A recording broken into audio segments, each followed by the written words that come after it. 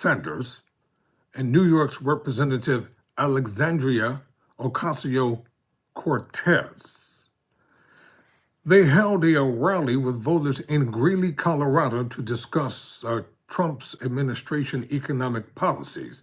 At a rally in Las Vegas Thursday afternoon, Sanders said, "To regain voters' support, the Democratic Party leadership must tell the truth about the influential billionaires have in U.S. politics." Welcome to the program on tonight, Tyrone Bowman Live. There's so much going on in the nation and around the world, and I tried to cover as much of the ongoings as possible, especially with the schedule that I have, but I'm still determined to keep everybody in the loop as to what's happening and what's going on. So I'll bring you as much of this as I possibly can. So let's get the party started. If you like the channel, subscribe to Tyrone Bowman Live. I would appreciate it. All right, here we go.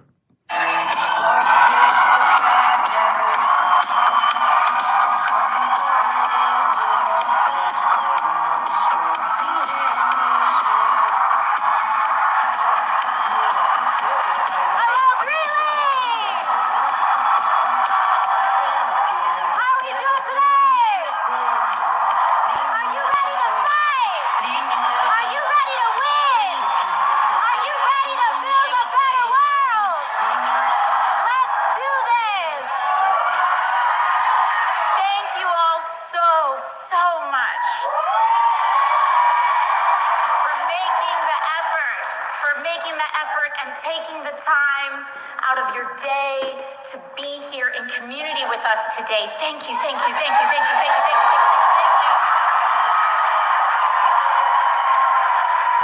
Now, Greeley. Well, first of all, my name is Alexandria. Some of you may know me as AOC. But I'm so happy to be here today, and thank you so much for welcoming me to Greeley. I really appreciate it. Now I hear that you have a representative who has not done a town hall.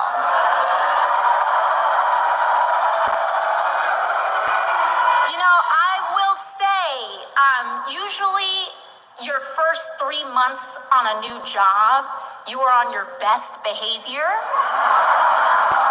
and working your hardest and doing your best. I don't know if anyone's had like a probationary period at a job before. Could you imagine if we had those for members of Congress? Anyways, all of that is to say, if this is the best that you all are getting, I think you deserve better.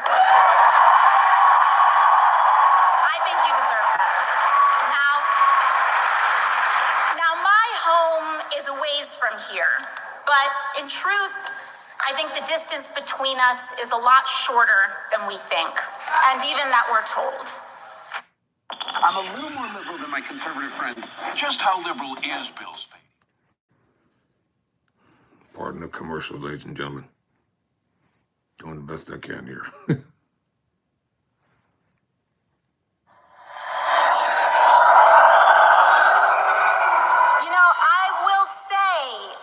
Usually, your first 3 months on a new job, you are on your best behavior and working your hardest and doing your best. I don't know if anyone's had like a probationary period at a job before. Could you imagine if we had those for members of Congress? Anyways, all of that is to say, if this is the best that you all are getting, I think you deserve better. I think you deserve better. Now my home is a ways from here, but in truth, I think the distance between us is a lot shorter than we think, and even that we're told. And in fact, I think that we are all here together because we share in the frustration and the heartache that comes from watching those in power actively tear down or refuse to fight for everyday working Americans like us.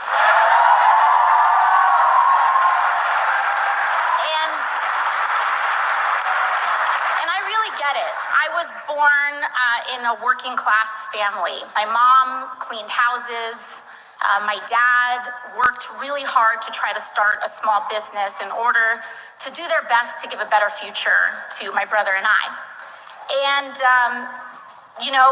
they worked really hard. And for a minute, it looked like our American dream was within grasp. We grew up and we really struggled, but my parents worked so hard. And it really started to feel like things were starting to work out. I worked really hard. I was able to get into college. And suddenly my dad was diagnosed with a really rare cancer out of nowhere. And by the time I was 18 years old, he had passed away.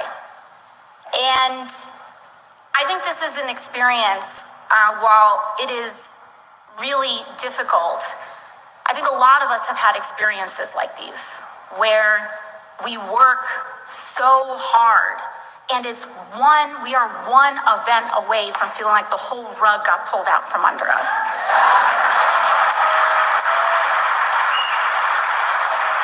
And we shouldn't have to live like that. We shouldn't have to live like that. After my dad passed away, my mom then overnight was basically a single mother to 2 kids. She was cleaning houses. She started driving school buses. And when I graduated from college, I started waiting tables in order to help make ends meet. And this was right after the Great Recession, and folks know how hard it was to come by a job at that time. And so that's when I started waiting tables to make ends meet. And I know that, we just deserve so much better than this. We do. We deserve so much better than this. And we're here together because an extreme concentration of power and corruption is taking over our country like never before. And we are here because we do know that a better world is possible. But to get there, we need to be honest about where we are right now. We are witnessing an oligarchy in America. And that is when those with the most economic, political, and technological power destroy the public good to enrich themselves while millions of Americans pay the price. And our political system is ill prepared for this abuse of power. In fact, much of our political system enables it, starting with the role of money in politics. But I'm here to remind you, Greeley, that we are not powerless in this moment. People are starting to put the pieces together. And, I do think that, people are starting to put the pieces together. And in fact, ironically, most of the divisive forces in our country are actually bringing more of us together than ever before. And that's important because the same billionaires are taking a wrecking ball to our country. And they derive their power from dividing working people apart. They specialize in getting us to turn on one another.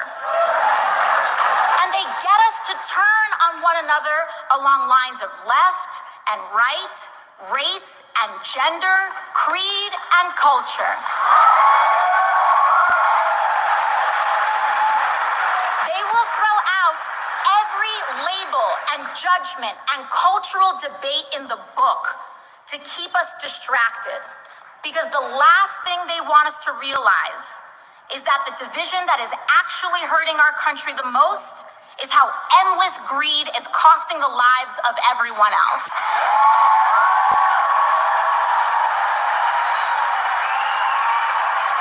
They want us to think that our lives are suffering because of the LGBT kid down the street, or because of the mixed status family or the dreamer down the block, who's just trying to make a better life for themselves. But we're smarter than that, Greeley. We know better than that. And I understand that this kind of disdain that the wealthiest people in this country have for the working class doesn't just come from them not being raised right. It's shorthand for the right wing's entire political agenda and a certain ugly kind of politics. A politics that involves lying to and screwing over working and middle-class Americans so that they can steal from our health care, Social Security, and veterans benefits to pay for tax cuts for the wealthiest and bailouts for their crypto billionaire friends.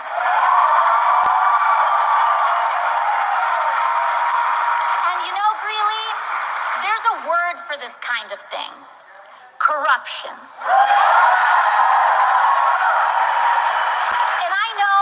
Seeing all of this stack up, from how overwhelming and selfish all of this is, from seeing the notifications on our phone popping up, Monday, the Department of Education being rolled back, Tuesday, trying to end birthright citizenship. I get how all of it can make us feel despair.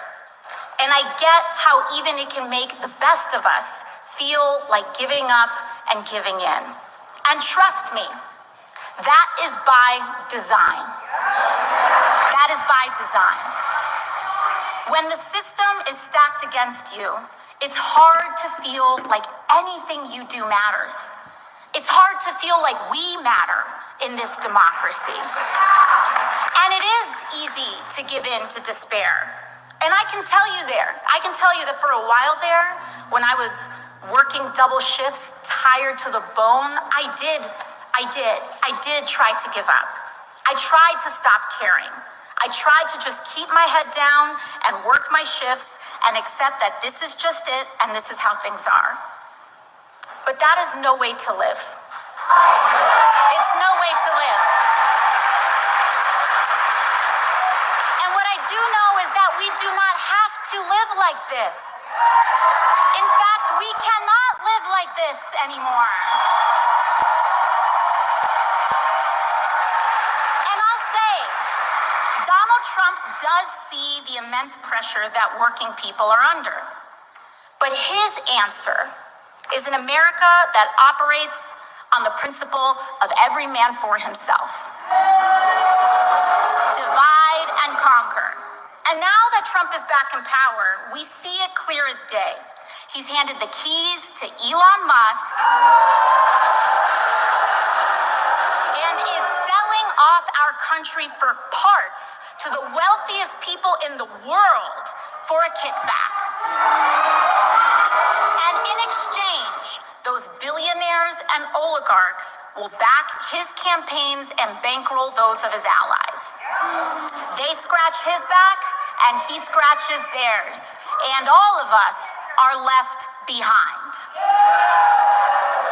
And the clever thing that these guys sell is making working people like you and me believe that we're just one step outside from that club, that we're just a little bit out from being able to be a billionaire too, right?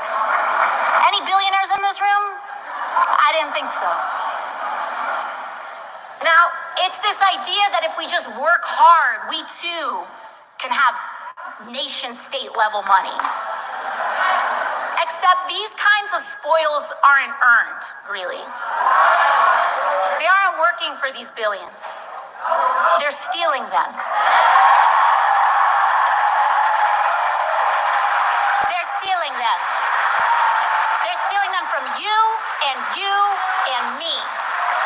Just look at what Elon Musk and Donald Trump are doing to our health care, our veterans benefits, and Social Security. They are slashing programs that we and you have spent a lifetime paying into. And by the way, not them, because those billionaires haven't paid their fair share of taxes in years.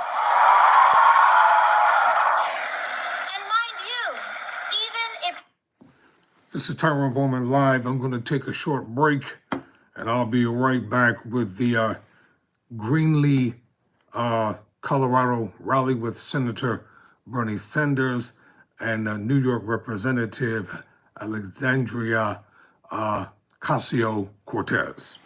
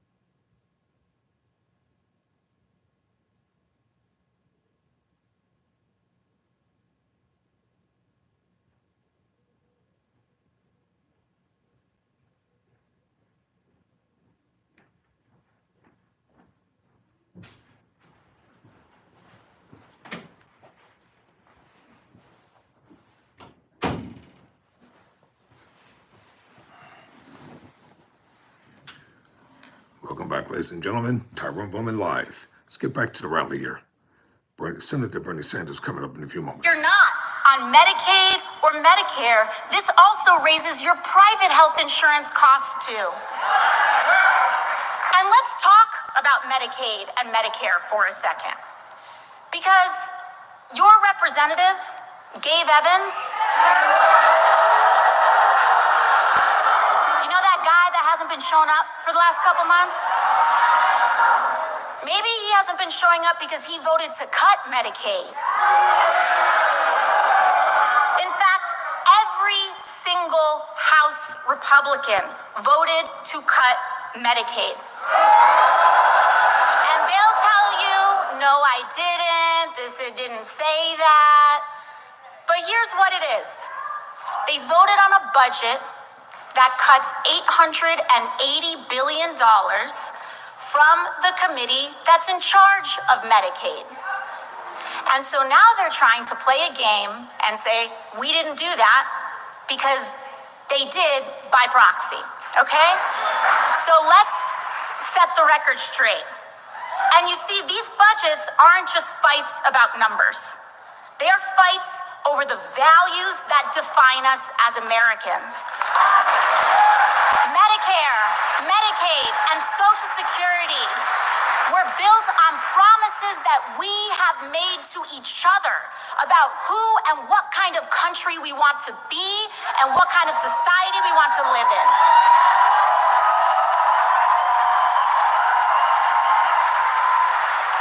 Healthcare and Medicare and Medicaid and Social Security, these are not promises from politicians to people. They are not charities or handouts from billionaires to the working class. This is our money. They are promises that we have made to each other as Americans. From neighbor to neighbor, teacher to student, friend to friend. And what we can say to Elon Musk is get out of our healthcare.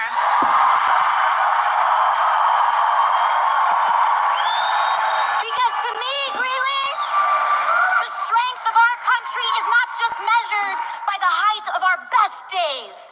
It's measured by who we are and who is there for us on our worst. And that's why I'm here with you today.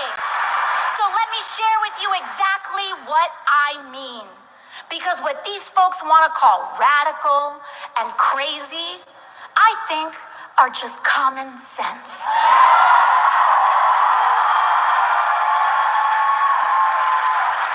We live in the wealthiest nation in the history of the world. So I believe that when a person gets sick, they shouldn't go bankrupt. Common sense. I believe that a minimum wage should cover the minimum cost to live. Common sense. And by the way, we should see that not paying a living wage is also a form of corporate welfare and handouts. Because big companies like Walmart and Amazon rely on food stamp programs and public assistance to cover the wages that they won't pay.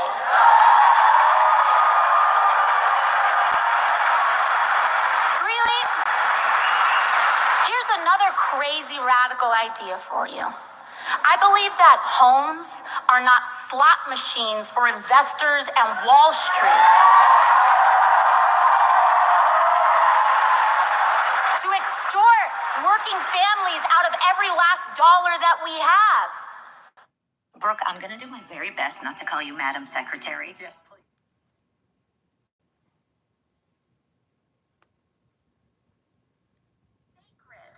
And when your landlord doubles your rent overnight, or when housing prices skyrocket because Wall Street treats our housing market like a casino, your government and your public servants should fight to help you keep an affordable roof over your head. How's that for crazy? And I believe that our elected officials should take on abuses of corporate greed everywhere we find it. We must get big money out of politics.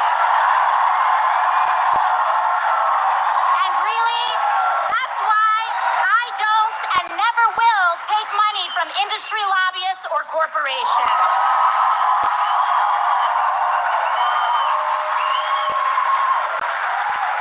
You know, mass media and Fox News and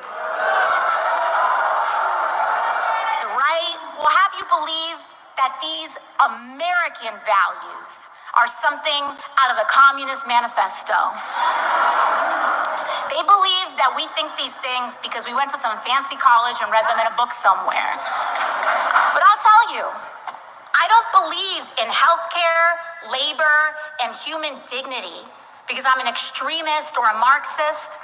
I believe it because I was a waitress. Because I've scrubbed toilets with my mom to afford school.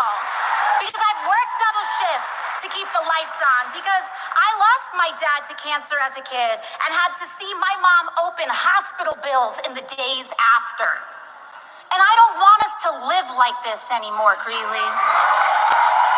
We deserve better than this. And this isn't just about Republicans. We need a Democratic Party that fights harder for us too.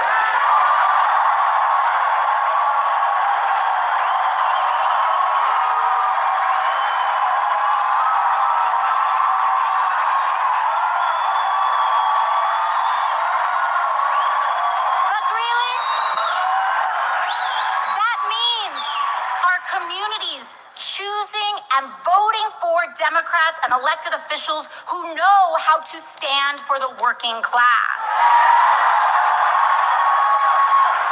And I want to thank the entire state and each and every one of you for working so hard to make that happen.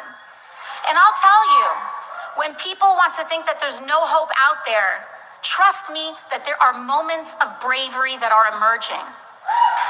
Last week, Republicans put on the floor a draconian, awful budget bill that cut billions from healthcare and from working people. In fact, one of the worst parts of what Republicans voted for, including Gabe Evans voted for last week, is cutting benefits for the PACT Act for veterans exposed to burn pits.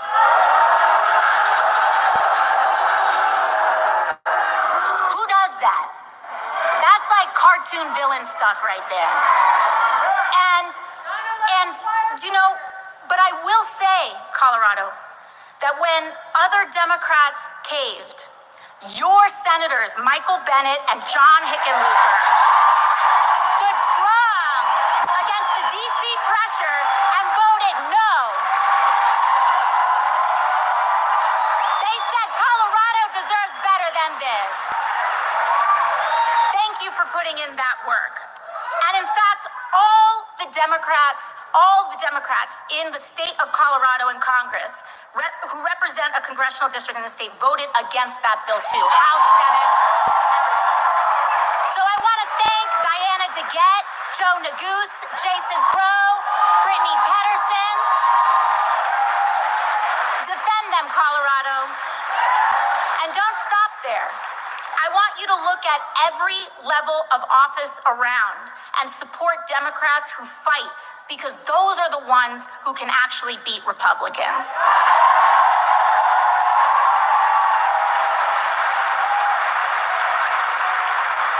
But our work isn't done here, because you know which Coloradans did vote to gut Medicaid and jack up healthcare costs? Gabe Evans and Lauren Boebert right next door.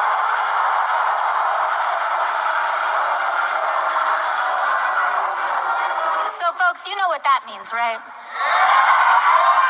We need to come together and spend every day between now and Election Day working to educate our neighbors and give Evans and Boebert the boot and replace them with a brawling Democrat who will stand for Colorado. In fact, if you will indulge me for a moment, since Gabe hasn't been around here, if we could just say hi to him for a moment. Can we just say hi? See you in November. Thank you. I'll make sure he sees that. But beyond elections, Greeley, our task here is to build community. That's the deeper mission that we have. Elections, they come and go. We do our work. We set the board. But in the meantime, and during, throughout, before, and after all of that, we need to build our bonds with each other as communities. Building community, block associations, neighborhood groups, volunteer groups, church organizations, PTAs, because community is the most powerful building block we have against fascism, to defeat authoritarianism, and to root out corruption.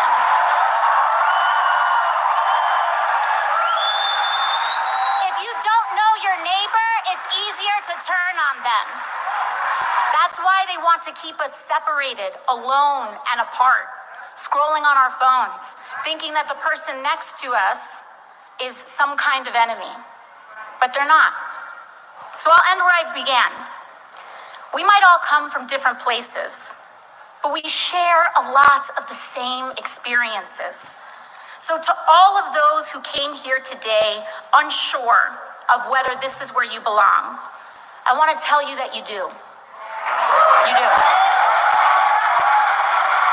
Honestly, no matter who you voted for in the past, no matter if you know all the right words to say, no matter your race, religion, gender identity, or status, no matter if you disagree with me on a couple things, if you are willing to fight for someone you don't know, you are welcome here.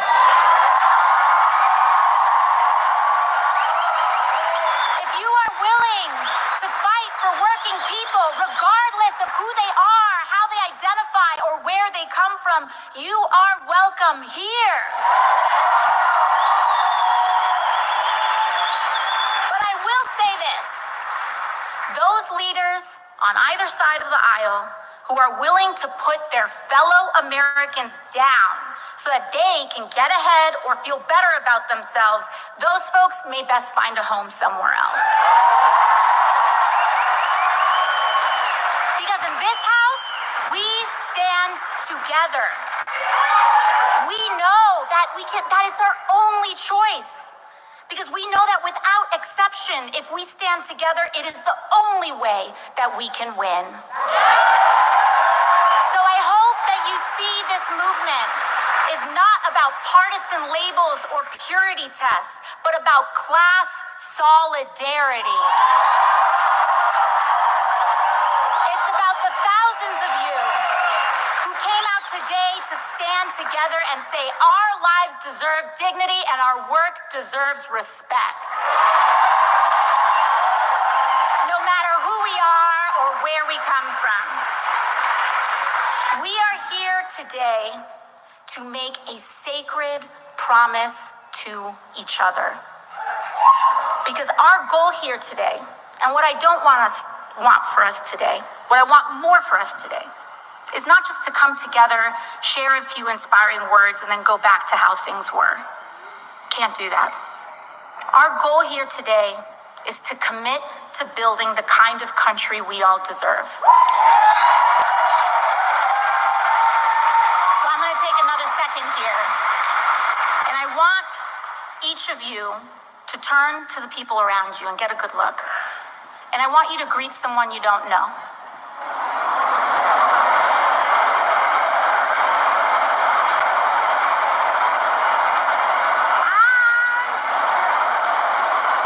And this is awesome. And I think I don't want to interrupt. But it's because if I can offer one assignment today, before we all depart here, it's to leave this place connected to a new person you didn't know coming into this. Because Greeley, we do need to make that promise. We do need to take care of each other on our worst days and to share the successes of our best. And in making those promises to each other, that's how we're going to do it. No silver bullet, not from the top, but block by block.